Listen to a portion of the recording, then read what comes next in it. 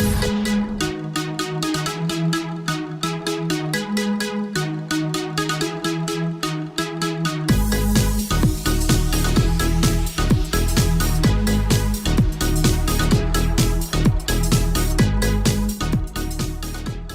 welcome everybody to another edition of Keeping It Real with Rob, our Green Level Athletic podcast. And for today's guest, it's the man who came up with this idea in the first place. You know him as our athletic director here at Green Level High School.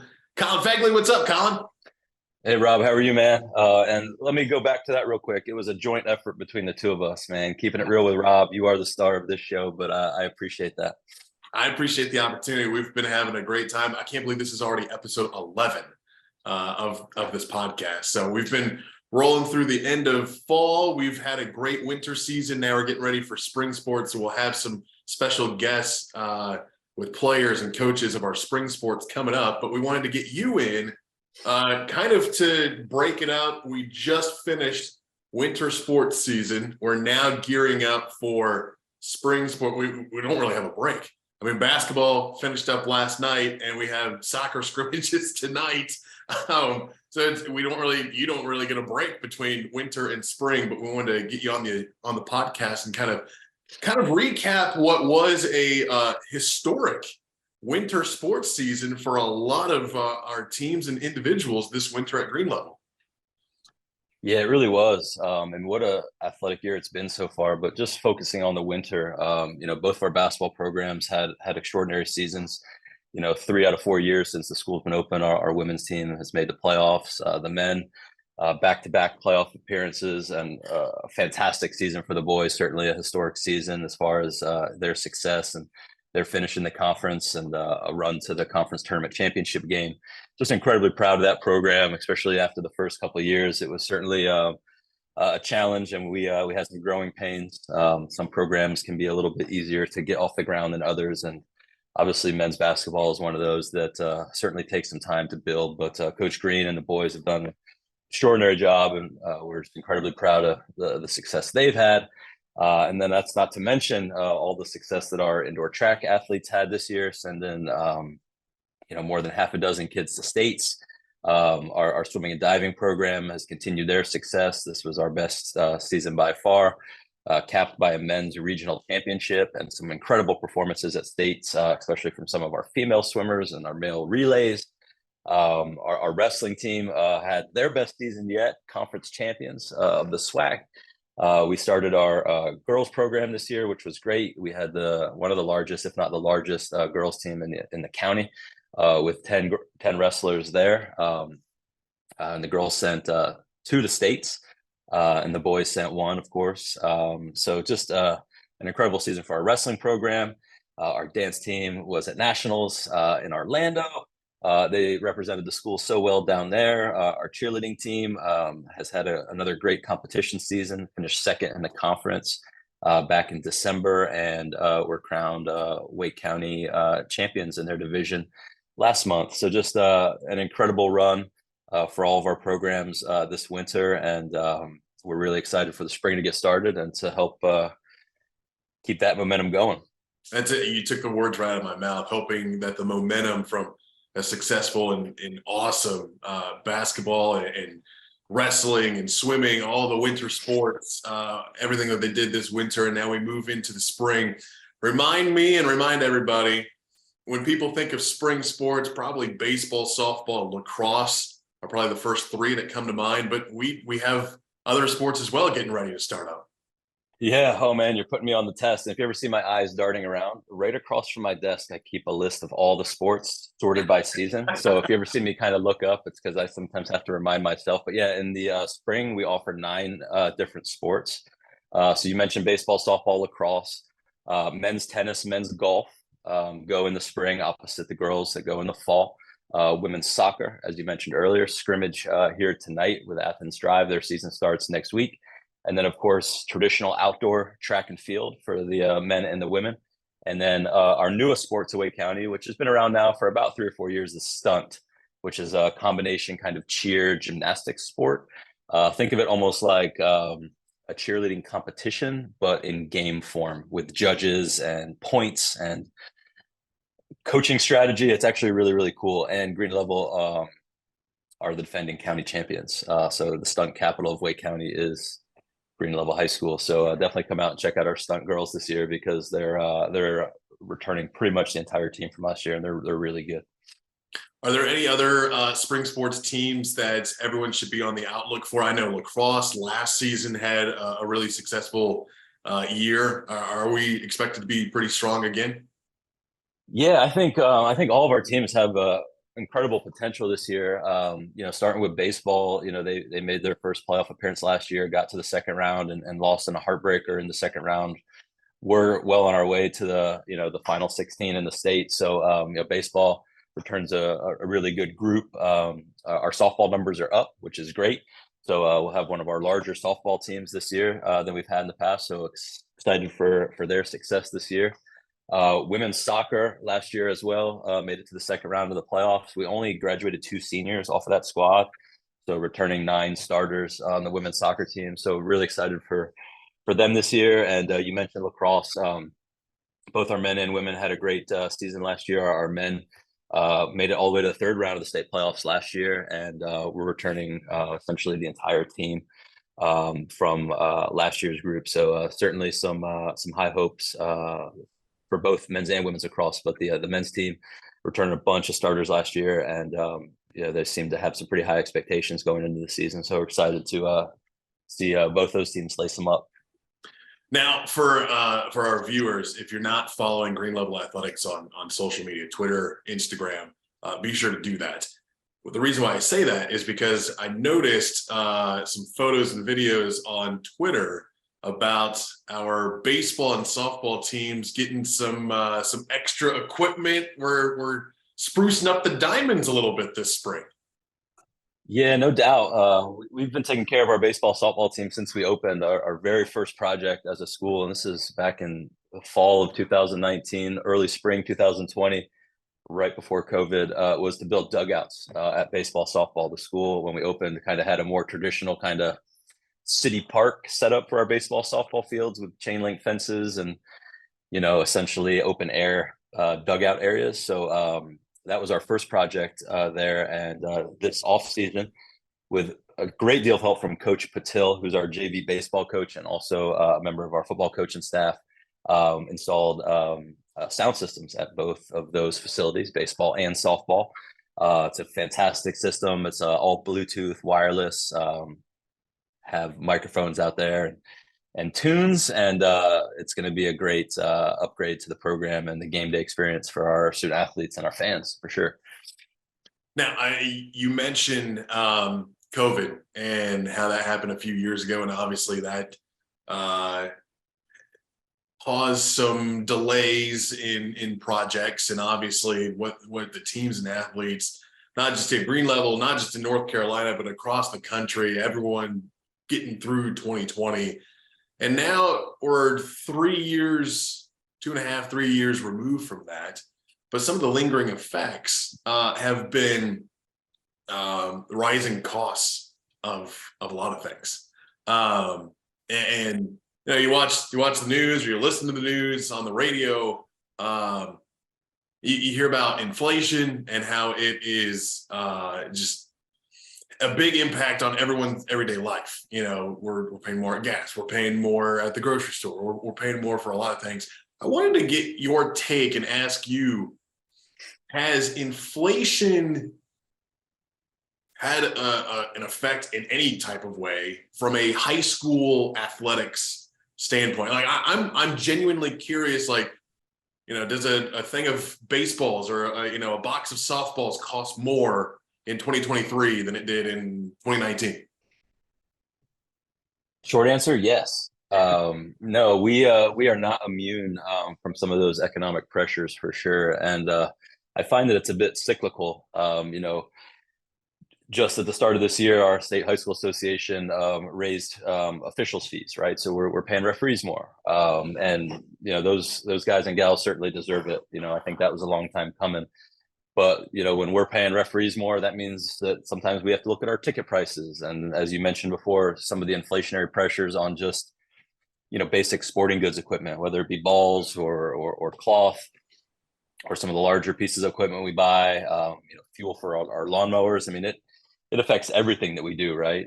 Just like it does every business and every household. So certainly, when times like this come around, we maybe need to, look at pinching pennies a little bit more and tightening our belts to make sure that we're being fiscally smart, but also know that, we also can't necessarily, just kind of throw our hands up and be like, all right, we're not buying anything, because our programs have to operate and at green level. And we've talked about this before, Rob. It's, we want a collegiate environment for our kids, and that doesn't, come from just snapping your fingers. So at the end of the day, we're still going to do what we need to do to make sure our program runs at the level that we want it to. But we have certainly seen that, and I've had sticker shock quite a few times recently, whether it be the lacrosse balls that just got delivered, and how the price has gone up on those, to even, quite honestly, if we rewind a little bit, and it's getting a little bit better, but just the availability of certain goods, we went several months without even being able to get tennis balls.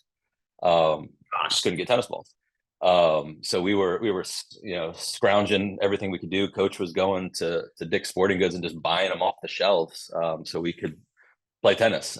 So there's just been little things like that have been challenging, for sure. But that seems to be easing up a little bit. But there's no doubt that we've seen some price increases that have definitely made us just rethink a little bit how we operate and what we do. But at the end of the day, as an AD,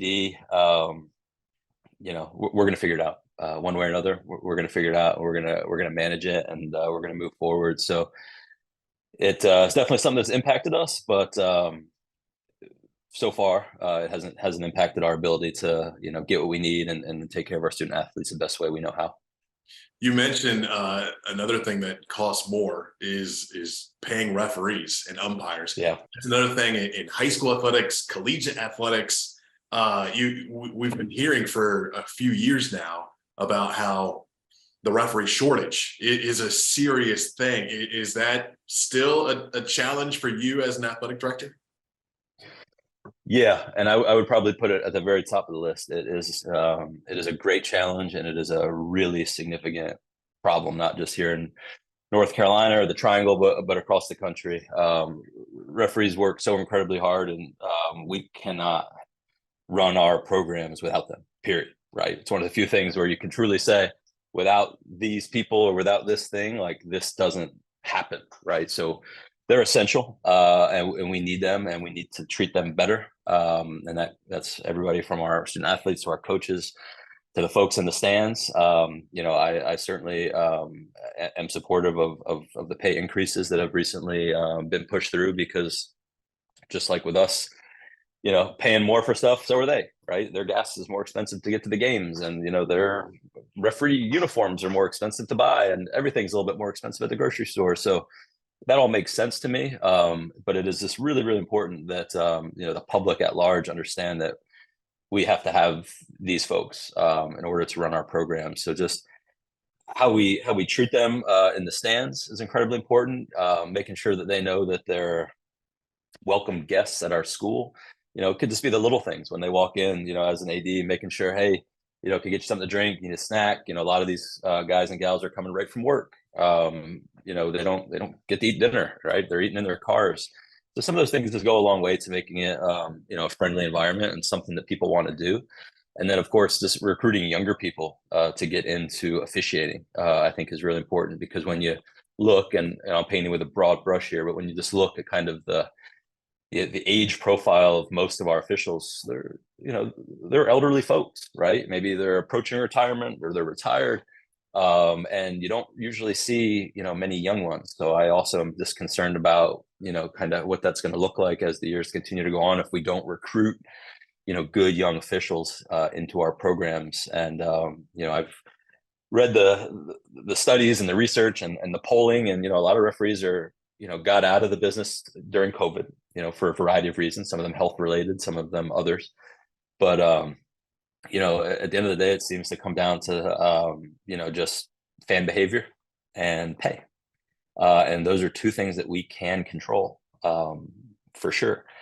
Sometimes it might take a little coaching and teaching and things of that nature. But I really think a lot of this happens at the school level. A lot of times it's easy for us to say, well, that's a state association problem, or they got to do this or they got to do that.